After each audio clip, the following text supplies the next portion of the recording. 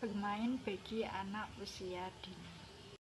Pada materi bermain bagi anak usia dini, ini ada 5 cakupan yang akan kita bahas, yaitu yang pertama, pengertian bermain bagi anak usia dini menurut para ahli.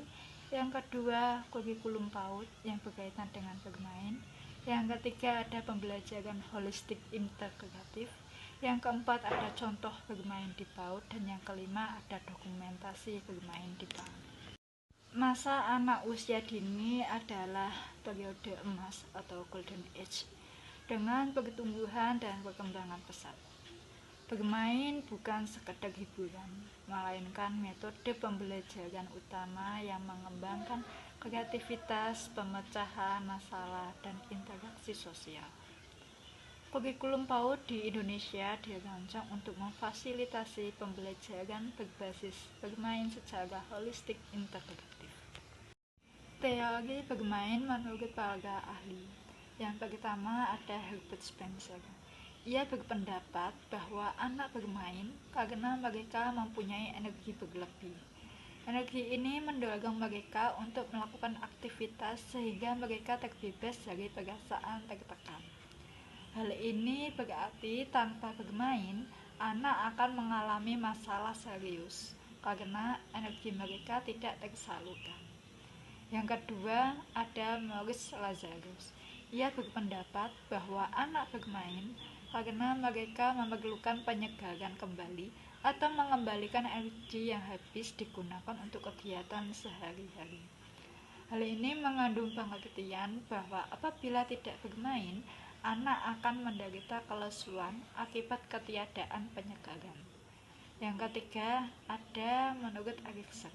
Dia berpendapat bahwa bermain itu mengembangkan harga diri, penguasaan tubuh, dan keterampilan sosial. Menurut Erikson ini juga bermain membantu anak mengembangkan rasa harga dirinya. Alasannya adalah karena dengan bermain, anak memperoleh kemampuan untuk menguasai tubuh mereka, menguasai dan memahami benda-benda, serta belajar mengkreasikan pengetahuan bermain, merupakan cara dan jalan anak berpikir dan menyelesaikan masalah. Selanjutnya ada Sigmund Freud. Ia berpendapat bahwa bermain sebagai sarana melepaskan kenangan dan perasaan yang menyakitkan. Hal ini berarti anak bermain karena mereka butuh melepaskan desakan emosi secara tepat. Selanjutnya ada Froebel. Froebel ini sangat mendukung bermain bebas, pengalaman nyata, dan alat main natural. Froebel percaya bahwa anak-anak membutuhkan pengalaman nyata dan aktif secara fisik. Disinilah terdapat kaitan antara bermain dan belajar. Lagu dan ritme diperkenalkan dan menjadi simulasi lanjutnya. Yang terakhir ada Levi Gotsky. Ia berpendapat bahwa bermain merupakan sumber perkembangan anak, terutama untuk aspek berpikir, sumber perkembangan kognitif, dan konstruksi pengetahuan. Anak tidak serta menguasai pengetahuan karena faktor kematangan, tetapi lebih karena adanya interaksi aktif dengan lingkungan. Bermain dalam perspektif ini menyediakan ruang bagi anak untuk mengkonstruksi pengetahuan melalui interaksi aktif dengan berbagai aspek yang terlibat seperti peran dan fungsi. Saya akan melanjutkan presentasi dari Bunda Octavia Lilaini, yaitu tentang kurikulum bermain PAUD. Kurikulum PAUD adalah seperangkat rencana tentang tujuan pembelajaran anak usia dini yang berkisar antara umur 0 sampai 6 tahun yang bermaksud untuk menumbuh kembangkan potensi-potensi anak secara optimal. Pada kurikulum PAUD juga terdapat manajemen yang bertujuan untuk mengelola secara efektif dan efisien tentang seperangkat pembelajaran yang harus dikuasai oleh peserta didik. Esensi merdeka belajar dan merdeka bermain adalah kemerdekaan berpikir dan bertindak dalam kegiatan pembelajaran.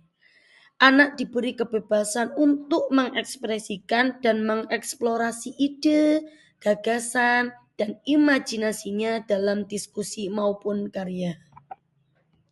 Selanjutnya ada model kurikulum PAUD. Model kurikulum PAUD terdiri dari kurikulum High-Scope, yang kedua kurikulum kreatif, yang ketiga model kurikulum Vygotsky, yang keempat model kurikulum Waldorf. Model kurikulum PAUD yang pertama yaitu kurikulum High-Scope, yaitu pendekatan High-Scope beranggapan bahwa anak belajar berdasarkan interaksi pribadi dengan ide-ide, pengalaman langsung, dan objek fisik serta pemikiran logis. Pendekatan ini juga memberikan waktu kepada anak untuk bermain secara berkelompok, sehingga hal ini akan mengembangkan sosialisasi pada diri anak. Model yang kedua yaitu kurikulum kreatif, yaitu kreativitas digambarkan sebagai bentuk kegiatan imajinasi yang ditampilkan sebagai sesuatu yang orisinil, yang memberi manfaat dan bernilai. Terus model yang ketiga yaitu model kurikulum Vygotsky, yang seperti yang sudah diterangkan Bunda Octavia di atas. Terus model yang keempat seperti model kurikulum Waldorf. Kurikulum Waldorf yaitu model pembelajaran Waldorf bertujuan untuk meningkatkan lingkungan pembelajaran yang sehat, tidak tergesa-gesa, sesuai perkembangan bagi anak-anak. Selanjutnya yaitu ada beberapa aspek dan struktur kurikulum PAUD. Dalam kurikulum Merdeka, PAUD bermain difokuskan untuk mendukung capaian pembelajaran yang mencakup 6 aspek perkembangannya. 6 aspek tersebut, yang pertama yaitu nilai agama dan moral. Yang kedua, sosial emosional. Yang ketiga, kognitif. Dan yang keempat, bahasa. Kelima, fisik motorik. Dan yang keenam, seni. Berikut aspek-aspek dari kurikulum PAUD. Selanjutnya, prinsip pembelajaran bermain. Kurikulum bermain PAUD juga mencakup prinsip dasar.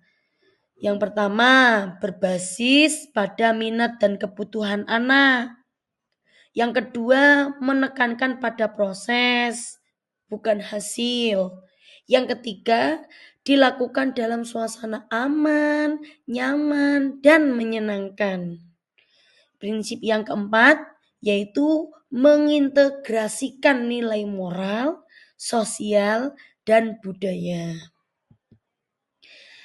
Ada tema dan subtema kurikulum bermain PAUD. Berarti kurikulum bermain PAUD itu juga ada tema dan subtema.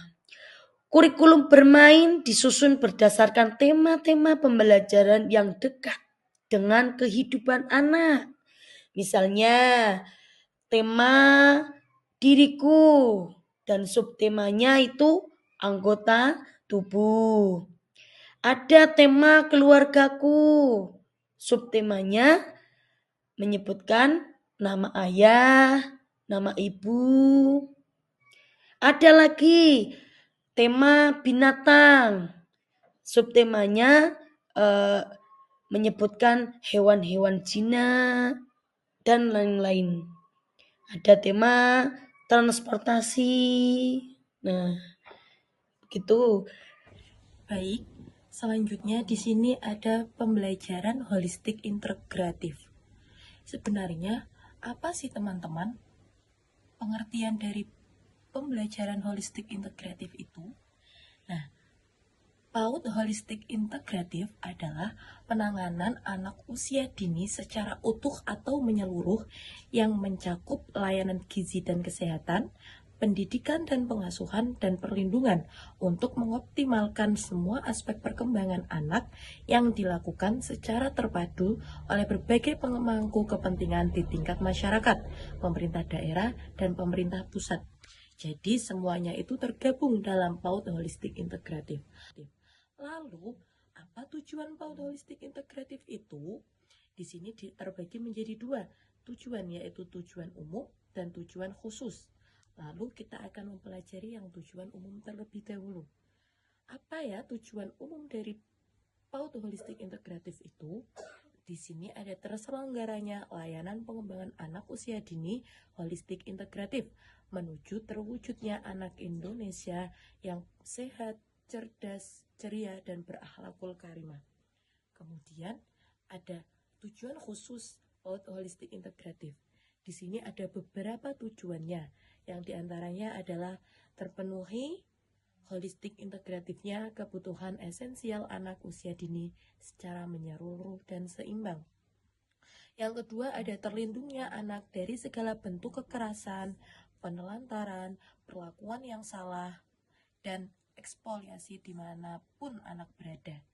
Yang ketiga, ada terselenggaranya pelayanan anak usia dini secara terintegrasi dan selaras antar lembaga layanan terkait sesuai kondisi wilayah. Kemudian, terwujudnya komitmen seluruh unsur terkait yaitu orang tua, keluarga, masyarakat, pemerintah, dan pemerintah daerah. Lalu, bagaimana penerapan layanan PAUD holistik integratif di satuan PAUD? Nah, di layanan pendidikan, kita bisa mengembangkan berbagai potensi anak yang mencakup nilai-nilai agama, moral, fisik motorik, kognitif, bahasa, sosial emosional, dan seni. Penyelenggaraannya mengacu pada standar nasional PAUD.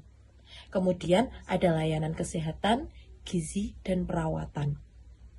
Di sini bisa memberikan fasilitas kepada tenaga medis untuk melakukan deteksi dini tumbuh kembang, perbaikan gizi, pemberian vitamin A, imunisasi, pemeriksaan mata, mulut, dan telinga anak. Lalu, bisa berkoordinasi kepada penilik atau holistik integratif, Himpaudi, atau IGTKI atau tokoh masyarakat apabila memerlukan bantuan untuk perluasan jaringan kemitraan. Jadi, penerapan layanannya bisa di sekolah, bisa melibatkan lembaga kesehatan di masyarakat, atau bisa dari IGTKI. Kemudian, layanan pengasuhan, kerjasama dengan orang tua melalui program parenting. Jadi, kerjasama dengan orang tua itu termasuk hal yang penting untuk terselenggaranya PAUD holistik integratif ya teman-teman. Kemudian ada layanan perlindungan, memastikan anak terlindungi dari kekerasan fisik dan non-fisik. Yang terakhir ada layanan kesejahteraan, memperhatikan setiap anak terpenuhi kebutuhan dasarnya, yakni kepastian identitas, kebutuhan fisik, dan kebutuhan rohani. Contoh bermain di PAUD ada beberapa jenis kegiatan bermain yang turut menentukan tahapan perkembangan bermain bagi AUD. Untuk memahami jenis bermain perlu mengetahui bahwa terdapat beberapa permainan seperti bermain kognisi, bermain sosial, dan bermain bahasa. Bermain kognisi menggambarkan tingkat usia anak, pemahaman konsep anak, dan latar belakang pengalaman anak. Anak tidak akan merasa ditekan meskipun sebenarnya jenis permainan yang ia lakukan adalah permainan yang menumbuhkan pengetahuan baru. Tipe-tipe bermain kognisi meliputi bermain fungsional, bermain dramatik, bermain konstruksi. Tipe-tipe bermain kognisi, bermain fungsional, karakteristik bermain fungsional yaitu sederhana, menyenangkan, terdapat perulangan gerakan suatu benda terjadi pada bayi baru lahir sampai anak berusia 2 tahun. Bermain dramatik dapat disebut juga bermain berpura-pura, khayalan, atau bermain simbolik. Bermain dramatik timbul pada saat berusia 2 tahun dan terus berlanjut dalam bentuk yang berbeda, hingga dewasa. Bermain konstruksi. Dalam bermain konstruksi, anak-anak membuat sesuatu berdasarkan konsep yang telah dimiliki sebelumnya. Bermain konstruksi sangat berpengaruh pada anak usia prasekolah. Bermain konstruksi terfokus pada hasil akhir. Bermain sosial. Bermain sosial mengasah kemampuan anak untuk bermain dengan sesamanya sesuai dengan tingkat usia anak tersebut. Bermain sosial berfokus pada aspek sosial pada permainan selama tahap anak usia dini. Kegiatan bermain sosial ditandai dengan adanya interaksi dengan orang lain di sekeliling anak sehingga akhirnya anak mampu terlibat dalam kerjasama. Contoh bermain kelereng kasti. Bermain bahasa. Bermain dengan bahasa merupakan jenis bermain yang menggunakan sumber yang baru didapatkan untuk menciptakan sesuatu yang fenomenal. Bermain dengan bahasa mencakup dua sumber permainan bahasa, yaitu permainan verbal dengan suara, perbedaan level linguistik pada fonologi, bentuk tata bahasa, dan arti kata. Berikut adalah beberapa dokumentasi bermain di PAUD. Gambar pertama ada kegiatan fingerpainting, selanjutnya ada menimbang, bermain balok, menggambar, dan mewarnai. Kegiatan tersebut dapat dilakukan per individu yang dapat membantu meningkatkan 6 aspek perkembangan pada anak seperti nilai agama dan moral, seni, kognitif, sosial emosional, bahasa, dan motorik halus anak.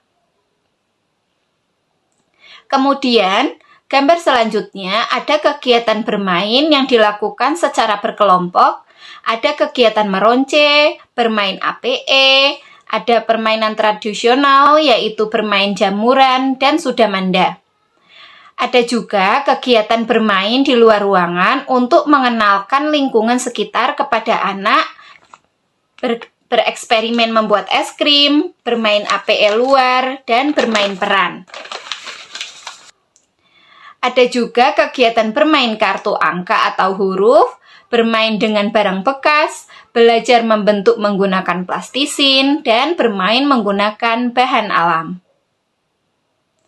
Kesimpulan dari presentasi kelompok kami yaitu bermain memiliki peran yang sangat penting dalam proses tumbuh kembang anak usia dini. Kurikulum PAUD di Indonesia juga menempatkan bermain sebagai pendekatan utama dalam pembelajaran yang mendukung perkembangan anak secara holistik dan integratif.